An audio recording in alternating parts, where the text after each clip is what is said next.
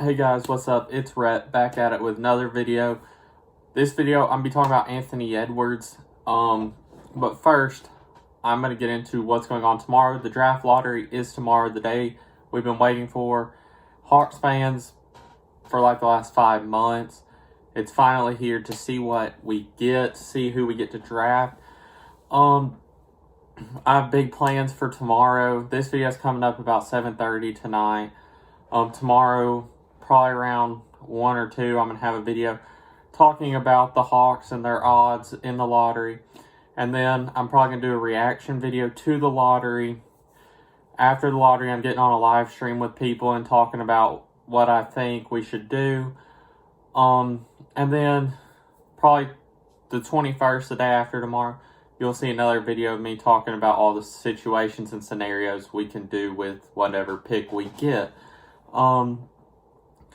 But to get into it, Anthony Edwards, they had him talk on Bleacher Report, and they were asking him what he thought separated him from everybody else. And I'll agree with this. His offense at Georgia, as a Georgia fan, I went to a game. I saw he wasn't the best. He wasn't the best player. And you could tell that. He's still super young. He's supposed to be a senior in high school, but he was at Georgia instead. So he was supposed to be in next year's draft class with Cade Cunningham and everybody. Him moving up a year helped because I don't think he's better than Cade Cunningham. And I think he wouldn't be the number 1 pick in a different draft because his offense struggled at Georgia. Tom Crean's a great coach. He tried to help him. He was improved on his scoring and he wanted him to shoot the ball more. But it just never came along. Some games against like Tennessee, Michigan State, he was like the best player in the country. And then other games, he'd score 6 points and we'd lose. Like, I think that SEC tournament game that we beat, I forgot who it was, maybe Ole Miss, he scored like 6 points and we won. I think Georgia basketball will be fine for the future. Our young guys got to play a lot, and I think we're getting more guys coming in. So I don't think they'll be as bad as people think they are because they had to carry a lot of the load last year. For Anthony Edwards, who wasn't the number 1 pick, people thought he'd be in college, thought he'd transcend Georgia to the top, but he didn't.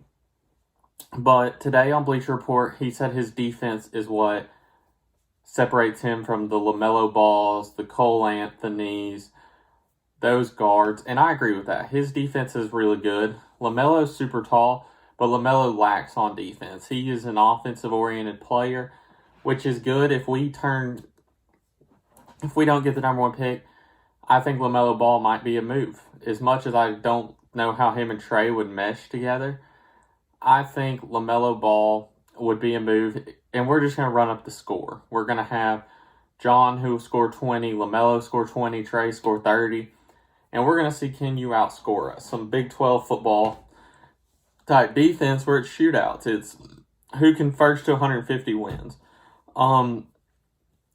But he said that's what changes him, or what makes him different than everybody else. And I 100% agree with that. His defense, when he wanted it to be, when he turned it on, was some of the best in college basketball. But some games he wouldn't do that. Some games he didn't seem like he was there to play. And it made you wonder. Because I guess he knows his offense isn't the greatest, but he knows his defense is great. Then they also asked him about teams he wanted to go to. He said New York. He said New York, they need guards. He said it'd be fun to play in New York. I think they asked him about the Warriors. He said who wouldn't want to play with Steph Curry. Which, I mean, can't fault him for that. Klay Thompson. Then they asked him about the Hawks. And he said playing for the Hawks would be a dream come true. You don't hear that much from superstars or high draft picks, players that are supposed to be good, because they like big cities and stuff like that. But he stayed home at Georgia, so he wants to play in Atlanta.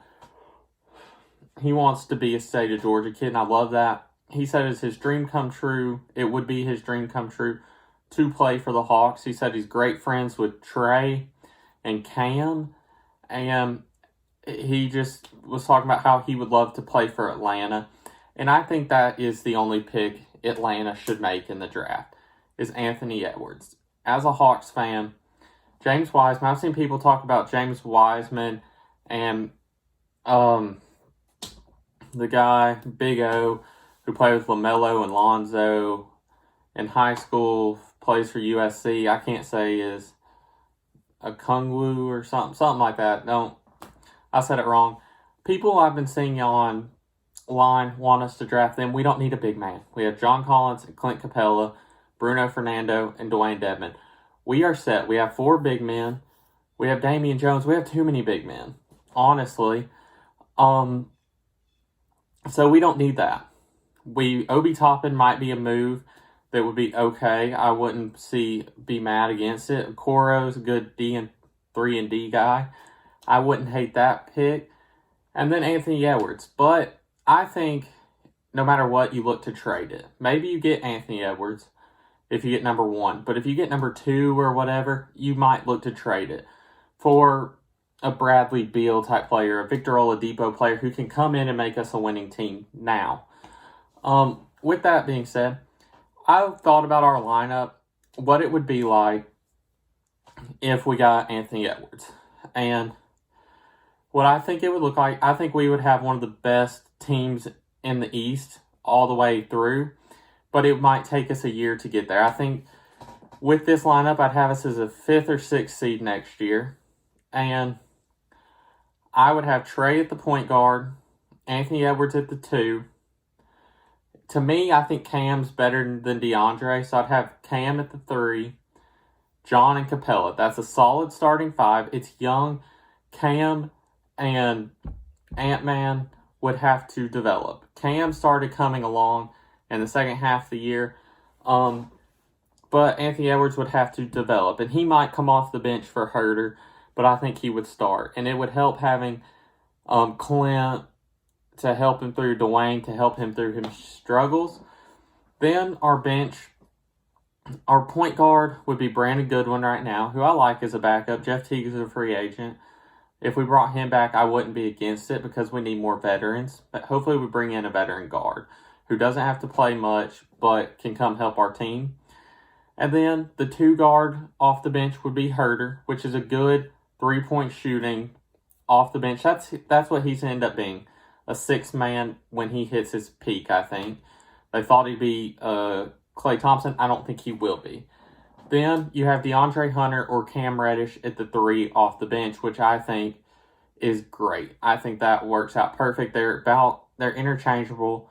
Cam brings more defense and athleticism and electricity to get the crowd hyped, but Hunter will go in and do what you ask him to do. Then I think Bruno Fernando would be our 4, and we'd have Dwayne Dedmon at the 5. I think that's a solid all-around team. It's young. That's why I think it'll be a 6th seed in the East, and I think those guys will come along as the year goes. I think having Capella, John, and Trey can carry you to the playoffs on its own. Last year, John was just gone for too long. We went 4-21 when he was suspended. And so if he's there, I think we are a completely different team. I know this is a longer video. I thought it'd be a shorter one. But I'm ready for the draft, or for the lottery. Who else is hyped? Let me know in the comments who you want us to draft. If we get the number 1 pick, would you take Wiseman? Would you take LaMelo? Would you take Ant-Man? And just let me know how y'all feel about tomorrow. Until next time, peace.